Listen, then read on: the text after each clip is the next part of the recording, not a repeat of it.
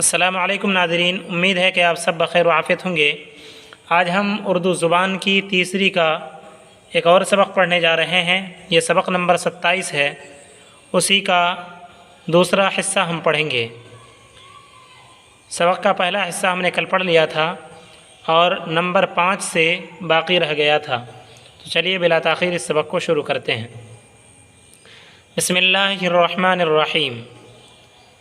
سینے میں 24 پسلیاں ہوتی ہیں، یعنی ہر ایک جانب میں 12، اور ان میں سے اکثر سینے کی ہڈی سے پیوستہ ہیں۔ دوسرا سرا ان کی پشت کی ہڈی میں جڑا ہے۔ پشت کے معنی آتے ہیں پیٹھ۔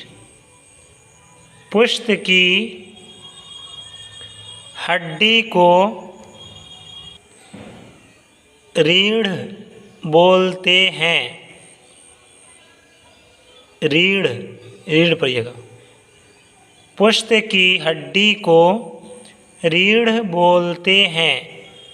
بچپن میں اس کے 33 ٹکڑے ہوتے ہیں، لیکن بڑی عمر میں 24 علیحدہ رہتے اور باقی مل جاتے ہیں۔ ریڑھ کے ٹکڑے کو فقرہ کہتے ہیں۔ اگر یہ جدا جدا یعنی الگ الگ فقرے نہ ہوتے تو آدمی کو جھکنا مشکل ہوتا۔ سینے کے کمرے میں 2 عمدہ عضو حفاظت سے رکھے ہوئے ہیں۔ عمدہ کے معنی اچھا، عضو کے معنی حصہ، ٹکڑا۔ انہی دونوں کی حرکت پر انسان کی زندگی کا مدار ہے۔ ایک تو پھیپھڑا ہے، جس کے 2 حصے ہیں، وہ دونوں ہر دم پنکھے کی طرح جنبش میں رہتے ہیں۔ جنبش لکھا جاتا ہے، لیکن اس نون کو میم کی آواز میں بدل کر پڑھیے گا۔ جنبش کے معنی آتے ہیں ہلنا۔ دونوں ہر دم پنکھے کی طرح جنبش میں رہتے ہیں، یعنی ہلتے رہتے ہیں، حرکت کرتے رہتے ہیں۔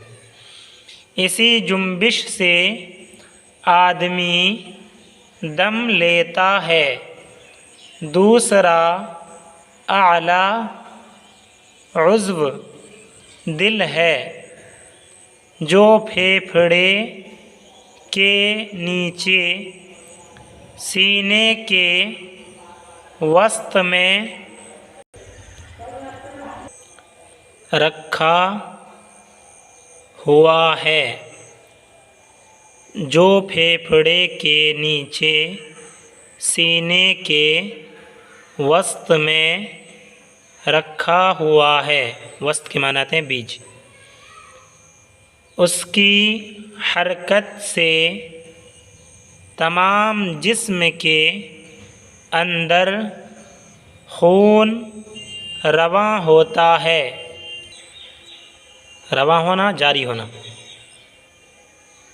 تمام جسم کے اندر خون رواں ہوتا ہے۔ شکم کے اندر، شکم کے معنی پیٹ، شکم کے اندر دائیں پسلیوں کے نیچے کو جگر ہے، جگر کے معنی دل، اور بائیں پسلیوں کے نیچے کو تلی، پشت کی طرف کو دو گردے ہیں، پیٹ ہی کے اندر معدے کی تھیلی ہے جس میں غذا ہضم ہوتی ہے۔ معدے کا بالائی حصہ تنگ نالی کی صورت میں حلق سے جا ملا ہے، نیچے کا حصہ بہت طویل اور پیچ در پیچ ہے، طویل کے معنی لمبا،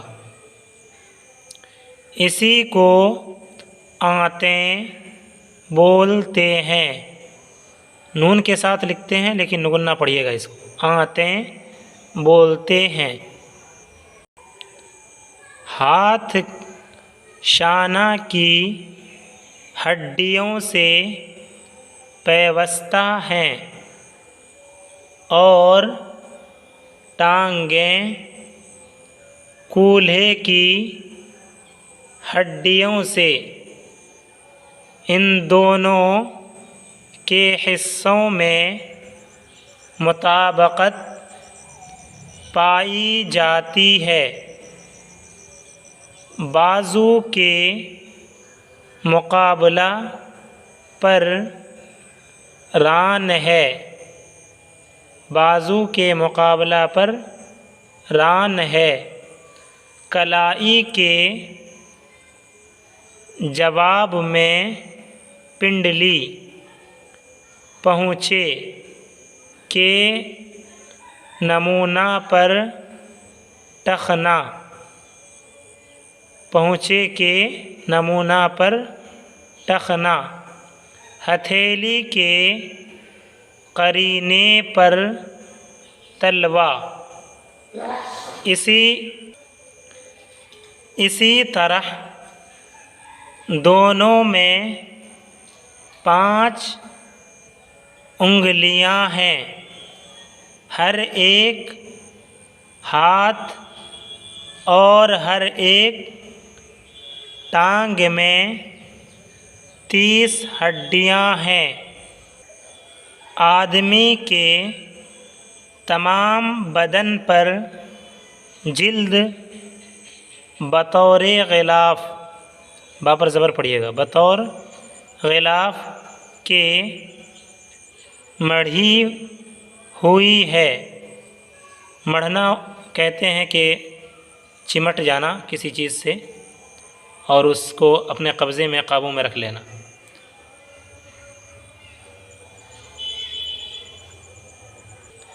چونکہ تمام بدن پر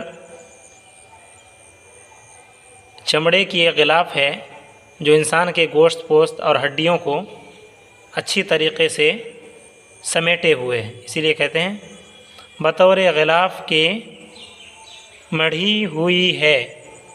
اس جلد کے 2 حصے ہیں، اوپر کا خول بھوسی کی طرح ہمیشہ جھڑتا رہتا ہے، اس میں خراش کرنے سے خون نہیں نکلتا، مگر نیچے تہ جو دبیز اور مضبوط ہے، دبیز کے معنی موٹا،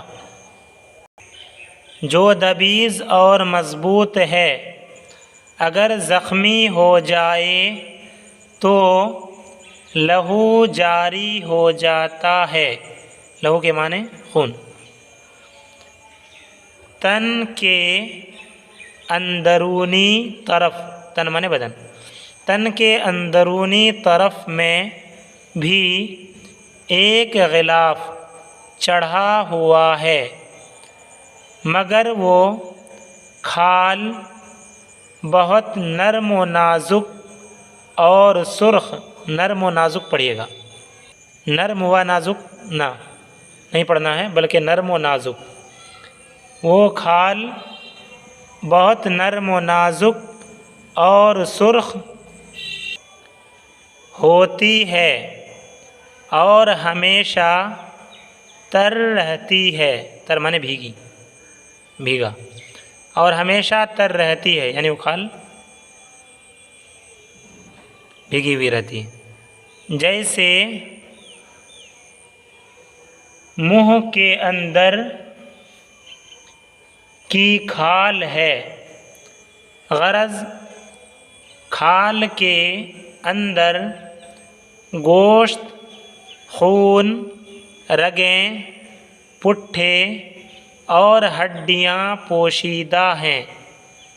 ایک پورے تندرست اور توانا شخص کے جسم کا وزن 77 سیر ہوتا ہے، 77 سیر ہوتا ہے، جس میں 33 سیر پانی شامل ہے۔ اس کی نبض 1 منٹ میں 75 بار حرکت کرتی ہے اور ہر منٹ میں 15 دفعہ سانس لیتا ہے۔ اگر آدمی کے بدن کی کل ہڈیاں شمار کرو، کل مانے پوری ہڈیاں، کل ہڈیاں یعنی پوری ہڈیاں شمار کرو یعنی گنو، تو 200 سے کچھ زیادہ ہوتی ہیں۔ تو ناظرین، آج کا یہ سبق تھا، یہیں پہ اس سبق کو روکتے ہیں، انشاءاللہ پھر ملیں گے اگلے دن سبق نمبر 28 کے ساتھ۔ السلام علیکم ورحمۃ اللہ وبرکاتہ۔